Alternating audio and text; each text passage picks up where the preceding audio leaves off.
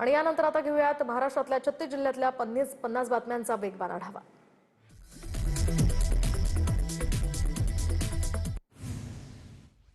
नालासोपाऱ्याच्या पूर्व भागामध्ये जोरदार पावसानं पाणी साचलं। नालासोपारा, सेंट्रल पार्क, रेल्वे स्थानक परिसर, तुळिंज, अचोळा हा परिसर गुडघाभर पाण्यानं भरलाय।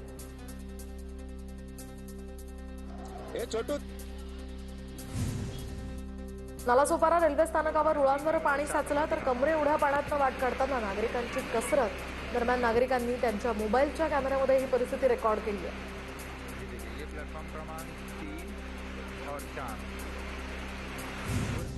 रत्नागिरीमधील चिपळूण जवळील मिरजोळी परिसरातही मोठ्या प्रमाणात पाणी साचलं। रस्त्याचा काही भाग पाण्याखाली गेल्यामुळे वाहन चालकांना पाण्यातूनच वाट काढण्यासाठी चांगलीच कसरत करावी लागली। लोणावळ्यातील एकविरा देवीच्या कार्ला डोंगर परिसरामध्ये मुसळधार पावसामुळे एकविरा देवी मंदिराच्या पायऱ्यांवर पाणीच पाणी। पावसामुळे पायऱ्यांना धबधब्याचं स्वरूप, गडावर जाण्या येण्यास भाविकांना त्रास। गोंदियाच्या आमगावमधील सिद्धार्थनगर, रेणुकानगर आणि द्वारकानगरमध्ये पाणी शिरलं। वारंवार निवेदन आणि सांगून सुद्धा नगर परिषदेचं याकडे दुर्लक्ष होत असल्याचा नागरिकांचा आरोप।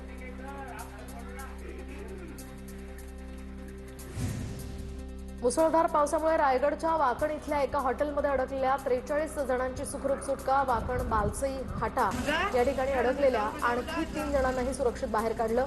दरम्यान प्रशासनाकडून अजूनही त्या ठिकाणी मदतकार्य सुरू।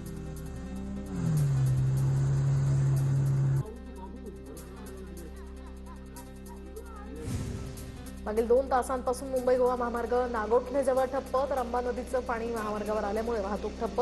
रायगड जिल्ह्यामध्ये सध्या मुसळधार पावसाचा अक्षरशः कहर।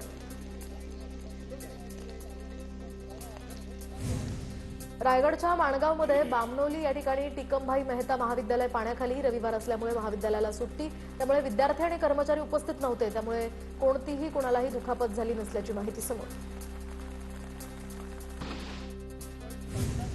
उल्हास नदीची पाणी पातळी वाढल्यामुळे कल्याणजवळील रायते पूल वाहतुकीसाठी बंद, तर कल्याण तालुका पोलिसांनी पुलाच्या दोन्ही टोकांवर बॅरिकेड्स लावलेत। वाहनांची ये जा या ठिकाणाहून बंद। खोपोली शहरातील सुभाषनगर भागामध्ये दरड कोसळली। 3 दिवस सतत पडणाऱ्या पावसामुळे सुभाषनगरमधील डोंगराचा काही भाग कोसळला। सुभाषनगर दरडप्रवण क्षेत्र म्हणून शासनानं जाहीर केलेलं असताना त्या ठिकाणी नागरिक वास्तव्यास होते।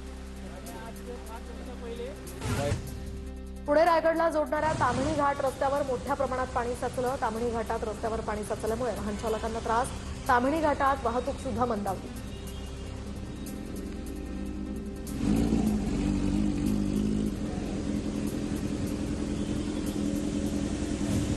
चिपळूणमध्ये मुसळधार पावसानं नाले तुंबल्यामुळे रस्त्यावर पाणी आलंय। दरम्यान रस्त्यावर पाणी साचल्यामुळे नागरिकांची गैरसोय। वसिष्ठी नदीचं पाणी मोठ्या प्रमाणात वाढलंय।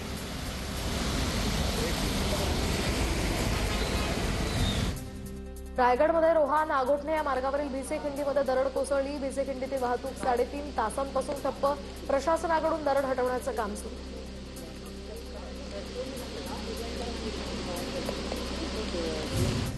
रत्नागिरीच्या मंडणगडात मुसळधार पावसानं तुळशीघाट बाणकोट मार्गावर दरड कोसळली। दरम्यान दरड कोसळल्यामुळे वाहतूक ठप्प। संबंधित मार्गावरील वाहतूक काही काळ बंद।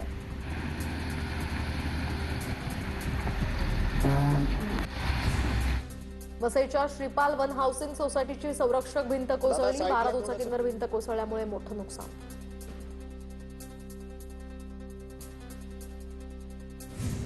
चिपळूणमध्ये पावसाचा जोर वाढला। वसिष्ठी बाजार पुलाला टेकलं। दरम्यान वसिष्ठी नदीच्या पाणी पातळीतही सातत्यानं वाढ।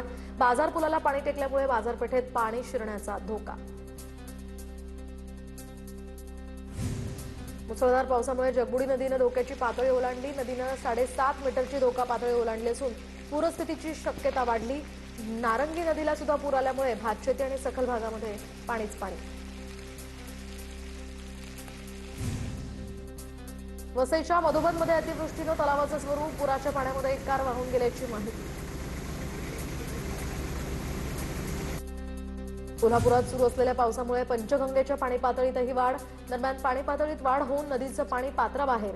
सध्या पंचगंगेची पाणी पातळी 29.8 इंचावर पोहोचली असून 33 पेक्षाही जास्त बंधारे पाण्याखाली। सांगलीच्या वारणा नदीवरील छोटा बंधारा पाण्याखाली सतत पावसामुळे या ठिकाणी चिकुर्डेमधील वारणा नदीच्या पाणी पातळीत प्रचंड वाढ।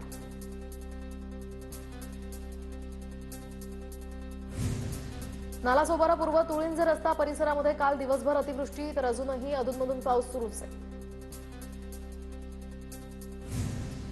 2 दिवसांपासून सुरू असलेल्या मुसळधार पावसानं खालापुरातील पाताळगंगा नदीला पूर आलाय। खालापूर सावरोली गावाला जोडणाऱ्या पुलावरून पाणी वाहू लागलंय। हा रस्ता आता वाहतुकीसाठी बंद करण्यात आलाय। नदीकाठच्या गावांनाही सतर्कतेचा इशारा।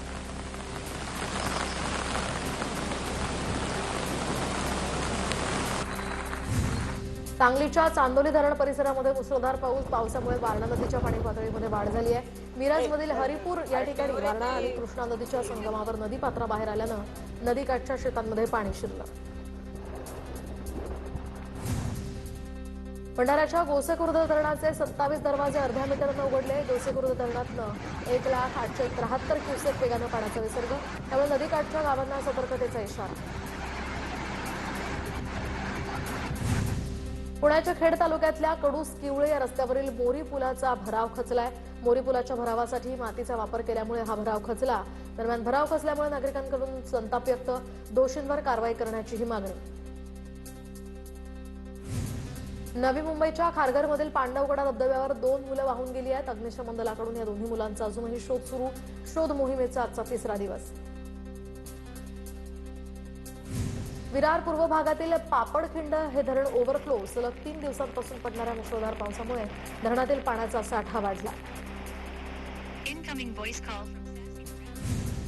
सुट्टीचा दिवस असल्यामुळे पुण्यात खडकवासला धरण परिसरात पर्यटकांची गर्दी। धरणाच्या आसपासच्या मुख्य रस्त्यांवर मोठ्या प्रमाणात वाहतूक कोंडी।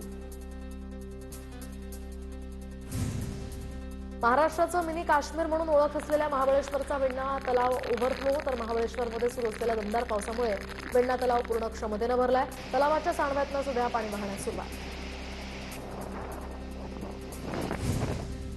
कल्याण खाडीची पाणी पातळी वाढल्यामुळे केडीएमसी सतर्क। दुर्गाडी किल्ला, रेतीबंदर आणि गोविंदवाडी या परिसरातील शेकडो रहिवासी तसंच अनेक तबेलाधारकांना पालिकेनं नोटिसा बजावल्यात। आपत्कालीन यंत्रणाही सज्ज। पुण्यात कात्रज कोंढवा मुख्य रस्त्यावरील गोकुळनगर चौकात जलवाहिनी फुटली। जलवाहिनी फुटल्यामुळे हजारो लिटर पाण्याचं या ठिकाणी पाण्याची नासाडी झाली आहे।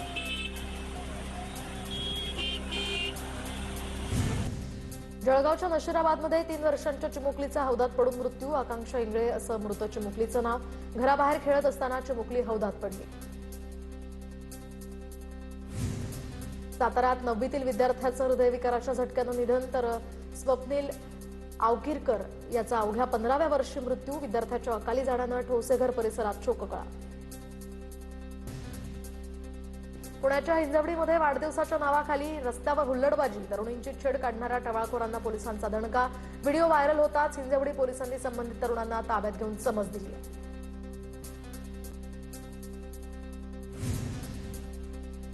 तर मस्करी केल्याचा राग मनात धरून दोघांकडून भर चौकात शेतकऱ्याची हत्या। सोलापूरच्या माढ्यामधील उजनीतली ही घटना।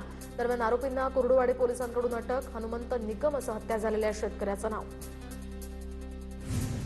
पुण्यातील 7 रेस्टॉरंट्सवर एफडीएची कारवाई। परवाने निलंबित, तर अहवाल येईपर्यंत मथुरा प्युअर व्हेज हॉटेल बंद ठेवण्याचे आदेश। आयुक्त तुकाराम मुंढेंच्या निर्देशांनुसार ही कारवाई। नाशिक विभागामध्ये गेल्या 2 दिवसात 20 हॉटेल्स आणि रेस्टॉरंट्सची तपासणी। नियमांचं उल्लंघन करणाऱ्या 9 आस्थापनांचे परवाने थेट निलंबित। एफडीएची कारवाई। नागपूरच्या पाचपावली पोलिसांकडून हॅमर्स कॅफे अँड रेस्टॉरंट्सवर छापा। दरम्यान बेकायदा सुरू असलेल्या हुक्का पार्लरवर ही कारवाई। 30 जणांना ताब्यात घेतलंय। बीडच्या अंबाजोगाईमध्ये एटीएम फोडून चोरीचा प्रयत्न। संपूर्ण घटना सीसीटीव्ही कॅमेऱ्यात कैद। अंबाजोगाई शहर पोलीस ठाण्यात गुन्हा दाखल। चोरट्यांचाही शोध सुरू। नांदेडच्या नायगावमधील मुख्य बाजारपेठेत चोरी। तब्बल 5 दुकानांमधील रोकड आणि साहित्य लंपास। पोलिसांकडून घटनास्थळी पंचनामा। चोरट्यांचा शोध सुरू। यवतमाळमध्ये स्मार्ट मीटर सुरू होण्याआधीच घरी वीज बिल आल्याचा दावा, तर आर्णी तालुक्यातल्या बोरगावात स्मार्ट मीटर संदर्भात धक्कादायक प्रकार। वापर नसून सुद्धा 1050 रुपयांचं बिल। स्मार्ट मीटरवर आता प्रश्नचिन्ह। गजानन महाराजांची मानाची पालखी परभणी शहरात दाखल. पालखीचं नागरिकांकडून स्वागत करण्यात आलं. यावर्षी या पालखीमध्ये 700 वारकरी, 1 अश्व आणि 9 वाहनं असा ताफा सहभागी आहे. जालन्यात मनोज जरांगेंकडून संत मुक्ताई पालखीचं दर्शन. आमदार अर्जुन खोतकर आणि नारायण कुचे यांनी वारकऱ्यांसोबत फुगडी खेळली.